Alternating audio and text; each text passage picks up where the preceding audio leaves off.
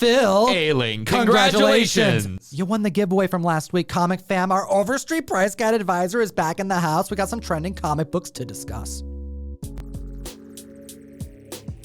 Another week, another list of trending comic books. Russ, you went and saw Pearl Jam. You're going hungry. Yep, I went and saw Pearl Jam 2 nights at the Ohana Fest last week, but I'm super excited to be back doing this trending list with you, Tom, talking about some great affordable comics that have been making the list this week. That's right. Hit that like, slap the subscribe, and why don't you start them off at number 10? Number 10 on the list, Secret Six #1. Now, I think this is one of the most underrated DC Silver Age covers. I love this. You've got the car leaping through the billboard and a fantastic description of everything you're going to see in the comic book. It even mentions Mockingbird, first appearance of DC's Mockingbird, not to be confused with Bobby Morse, by name. So $150 average sales and $400 for a CBCS 9.8 this week. The Secret Six, not to be confused with the Sinister Six, is a similar team of DC villains that are akin to the Suicide Squad, but without the impending doom, that bomb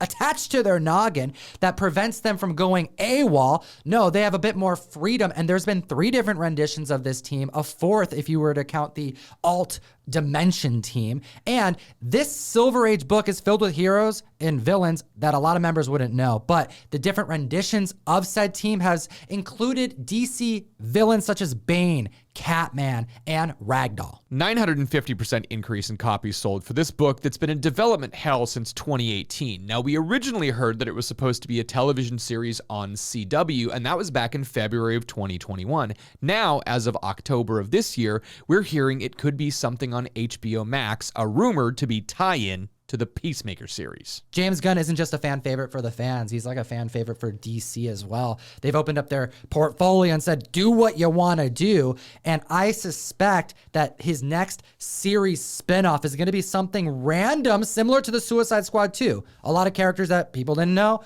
Doesn't matter.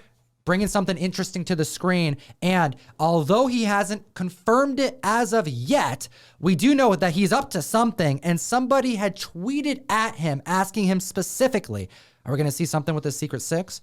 And he not only followed, but he liked the post. With multiple iterations of Secret Six, we may not be seeing this original team. It's not like people know who Tiger Force, Crimson Dawn, and August Durant are. But if we end up seeing people like Bane, that's going to make a lot of other books go up as well. Comic Fam, utilize Comictom101 on the best comic app in existence. This list that Russ and I put together is part of a larger list. You're here for 10 of our top picks, but there are 10 other books on the Trending 20 found on Key Collector Comics. See what else is trending this week. You may have some in your back issue bin.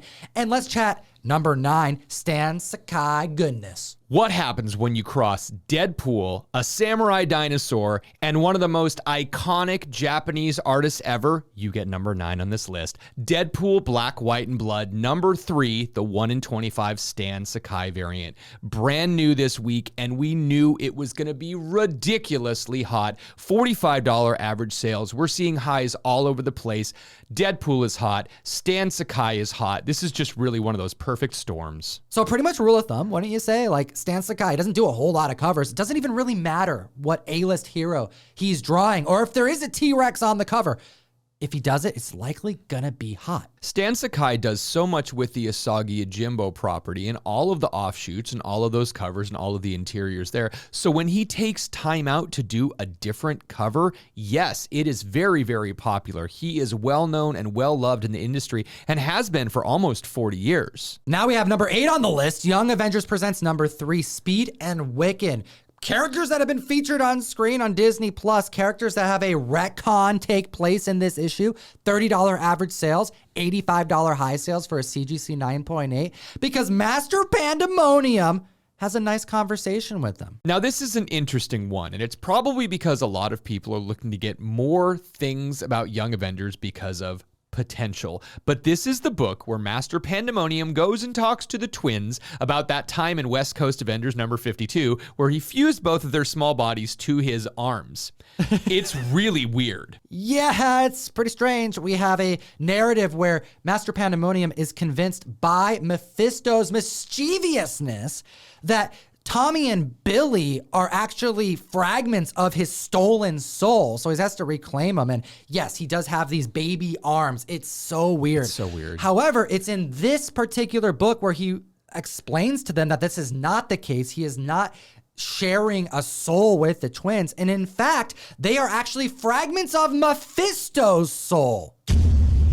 So we talk about the regular Young Avengers run, but this Young Avengers Presents run is a 6-issue miniseries that features Wiccan and Speed in issue number 3. Issue number 5 is the origin of Stature, and issue number 6 is the first meeting of Clint Barton and Kate Bishop. It's a great underrated miniseries. And all those books be spiking. Number 6 is actually when Kate Bishop takes on the codename of Hawkeye, courtesy of Clint Barton approving it. Next on the list at number 7. Should we just call this some Todd McFarlane goodness, my brother? ASM 346. Oh my God. Hey, comic fam. I screwed up. 2 weeks ago, we were talking about Amazing Spider-Man number 316, which is very clearly a Todd McFarlane cover, and my brain saw this Eric Larson cover. I called it wrong. I'm so sorry. Working way too hard, but super excited to be here talking about ASM 346, which is an amazing Eric Larson Venom cover. $20 average sales, and we're looking at a $300 CGC 9.8. A 9.8 signed by Eric went for $375 because he doesn't charge, if at all, for signatures at conventions. We have a $485 CGC 9.4 newsstand and an increase of 108% this week in copies sold. I suspect because so many members are getting things graded, I keep reminding the community that front-facing cover, that iconic covers are mattering more and more by the day. And this is the proof. If you can't afford 316, go for the Eric Larson cover in 346. Tom, this next number on the list, I mean, it's like you're trying to steal the Comic Whisperer name from Ryan. Number 6 on the list, letter 44, number 1. We're seeing an $8 average sale and a $15 high sale for this Charles Soule goodness. For a raw copy, it's affordable, and I warned the community. Charles Soule, a lot of people know him from Star Wars, and this comic I actually brought up on the mic months ago because I had the pleasure of being introduced to it, and I went through the run. I could not stop. Issue by issue, it's so damn good that I had to bring it up on the mic just for reading recommendations. And Charles Soule said that if there are 10 steps for getting a comic book to the screen for an adaptation, this project is on step number 5. So it's a little ways away. However, it's so damn good that this increase in copies sold of 967% is well deserved. And I'm telling the community, if this happens, you're going to wish you bought this in high grade at $15. A newly elected president steps into office thinking he's going to be dealing with all of these things and gets letter 44, which explains that there are these astronauts that have been on a 7-year journey that's about to end where they're going to run into aliens. Uh-oh. Hit Comictom101.com or hit the link in the description to join the mystery mail call for October. We have Donnie Cates bringing back Throg in the pages of Thor in issue number 18 and a Ryan Stegman cover featuring the frog going in 1 per box. Support what we do, and let's talk about the Power Scroll. Number 5 on the list, Fantastic Four number 358. This is the first appearance of Pybok, the Power Skrull, who is an enhanced captain in the Skrull Empire. $15 raw sales, $325 for a CGC 9.8. This is one of those overprinted 90s books with like a die-cut circle on the cover. So it's crazy that it's spiking, but with good reason. This is the second week in a row that this book has made our list. And last week, we told the community about the speculation that the Skrull that now confirmed actor Kingsley Ben-Adir would play was leaning towards a Skrull known in the Fantastic Four run. It's being publicized heavily, but we don't know yet if it's going to be this mechanically enhanced mercenary of this Skrull military that is trained in espionage. And dude, you hit me up and you're like, you didn't care about any of the other 19 books. You're like, what the hell is this die cut crap doing here? Because we've owned it so many times, and some books no one's ever cared about. No. Like ever. And then now it's spiking to all hell. What's going on? An increase of 103% because people want this actor to play this Skrull. There's so many Fantastic Four books in this run that no one cares about. And all of a sudden, we have, Mobius and Mobius appearance, and then we have this appearance. So we're now seeing this 1990s Fantastic Four Other things spiking. When are we going to see Fantastic Four in the MCU? I don't know, but there's a lot of signs pointing in the right direction. Next on the list at number 4, the battle of so many heroes and villains, taking them all to Battle World where they're going to brawl out. We have Marvel Superheroes Secret Wars, issue number 3, and it's spiking not because of Jim Shooter. $55 average sales, $255 for a CGC 9.8. Now that's down from highs of $360 in September. This is the first appearance of the second Titania, Mary McFerrin. Now we had actress Jamila Jamil, who I love. She posted a photo of herself in the wig, and oh my God, I am even more excited for this show than I possibly thought I could be. I think people are underestimating not just this book, but this run entirely. I know there's a lot of people buying She-Hulk 1s, but this particular character with this actress attached, like, yes, she's a villain. She's a foe of She-Hulk, but she becomes an anti-hero over time. I think there's some potential. You know, there's a lot of copies of this book. However, we're hearing a lot of rumors about Secret Wars as is, and for a first appearance confirmed for an up-and-coming Disney Plus show that's going to be hitting the screen. This book is prime, and it's down $100. Make it happen, comic fam. 105% increase in copies sold in the last 7 days after that post for a character who was designed after the legend Marie Severin. Jim Shooter had this to say about the character. Wonderful, gentle, sweet Mary Mac was indeed a smidgen of the basis for Titania, who was a willowy young woman who became uber robust and Hulk-level strong. Number 3 on the list, Keanu Reeves' goodness. Berserker number 1. Congratulations, Boom Studios, for just killing it with so many different titles, breaking records.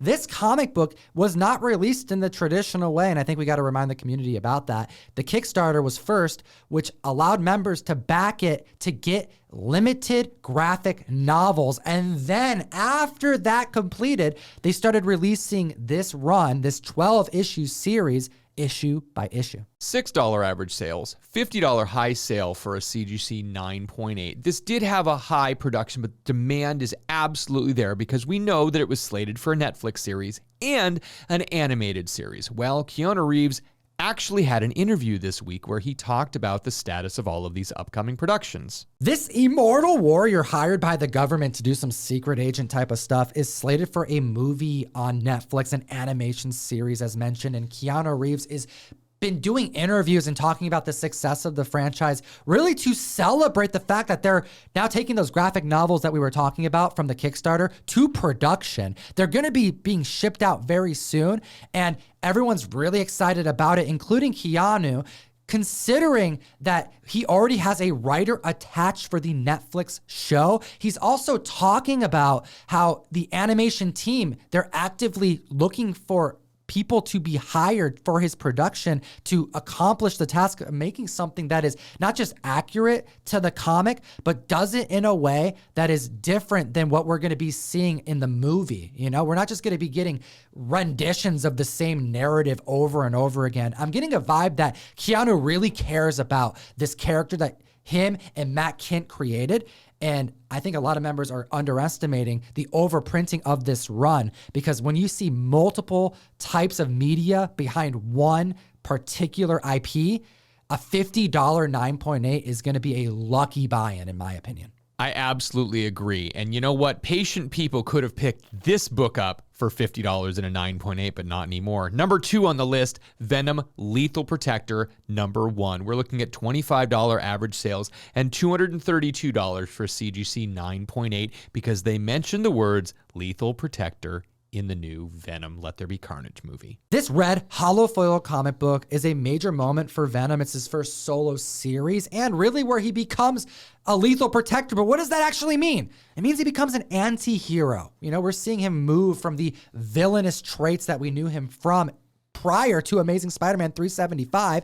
And now he's entering this need and wantingness to help individuals in San Francisco, more appropriately to say under the streets of San Francisco. There's a homelessness problem he's got to help with. And yes, this book has seen highs post the movie of $235 for a 9.8, but the same week lows of $130 for the same book in the same grade. We also saw a 9.8 of a newsstand go for $390 this same month. Now, there are other versions of this comic book if you are looking to collect Venom keys. And considering we just reported on prices that were $100 difference, there may be more individuals who are wanting to jump in now that it's going to be a little bit, right? For the next Venom movie, this may be a good time. So let's take them through some of these other books, because this standard copy at a 9.9 back in May sold for $3,500. There is also a gold retailer incentive that was more readily available, but still super scarce. We saw a $1,555 9.8 sale in September. Then we have error versions of this comic book. The Black Print Error 9.8 sold back in February for $5,500. And that's not all. There was a very special purchase that was done over at Torpedo Comics that we've talked about before on the mic, but no better time to bring it up now. Backstreet's back. All right, buying some Venom goodness. Nick Carter from the Backstreet Boys over at Torpedo in 2018 purchased a PGX 9.8 of this Black Error cover. We don't know what the price was, but we do know it went into his personal collection because he's a massive Venom collector. And that was a direct market copy, which matters because there is a newsstand version of the Black Error. This past September, a 9.4 hit $6,250. And if you want to see the rarest Venom Lethal Protector error, you have to go and find the white cover printing error. The last recorded sale we could find was a CGC 9.6 back in 2018 for $8,066. I can only imagine what that would go for on the free market right now. How does that even happen, the white printing error? Well, again, they ran out of ink on the base and they didn't put the foil on top of it. There's just a bunch of things that happen in printing error, and the number of the white ones is minuscule. I've only heard of 3 or 4 of them. Sounds like a perfect storm, Russ. Comic fam, hit the like, slap the subscribe, and comment. Let me know what you think about this video. Do any of these comics make you want to spec on something else? Do you own any of them? It'll enter you to win a giveaway. What do we have on deck, Russ? This amazing Batman the Detective #1, done by the inimitable Raph Grassetti. This is the minimal trade variant. There are only 1,400 of these made. Good luck, comic fam. And at the list at #1, we're talking about one of the, if not the strongest level, Omega level mutants in Marvel. We have Marvel's Holiday Special 1991. $10 average sales this week, $30 high sale for a raw copy, because we know that James Gunn is doing a Guardians of the Galaxy holiday special, and people are speculating that maybe he's gonna debut Warlock or someone else, but it could very well be the greatest mutant of them all, Santa Claus. This is what James Gunn had to say. In my incredibly subjective and admittedly often odd opinion, we'll be introducing one of the greatest MCU characters of all time. Comic fam, are we gonna see Galactus? Is it gonna be him? Who's in the damn cocoon? Or is it gonna be Santa Claus?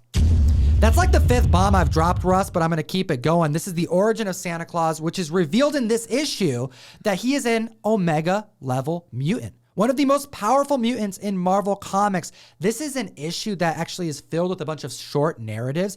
You see the Punisher get his Christmas vibe on, his holiday spirit, if you would. The Fantastic Four, wearing their winter coats. You see Spider-Man, you see Thor, you see every hero you really want to see. But in the very first narrative, you see the X-Men checking out Cerebro, realizing that there is a danger, there's a mutant that they have to deal with because Charles Xavier is nowhere to be found. And the Brotherhood of Evil shows up in store during the worst time to shop. Everyone's doing like Christmas shopping, they're buying their kids stuff. And you got the Blob there, who's essentially like making jokes about how attractive the mannequins are. Like, it's no good, but the Santa Claus is there and he puts a stop to it by turning them into toys. Only time will tell if this holiday special will bring us a Warlock with a cocoon or a Santa Claus with a bag of treats for the toys, but 1,750% increase in copies sold this week. We have an R. Adams cover, a wraparound that features Santa on the back, and Comic Fam. As always, geek responsibly. Enough said. 2 other videos for you to check out. Either one I recommend, the last podcast where we talk about grading, or the last Hot 10, the comics defining this generation of collectors with your boy Gem Mint. Have a great week.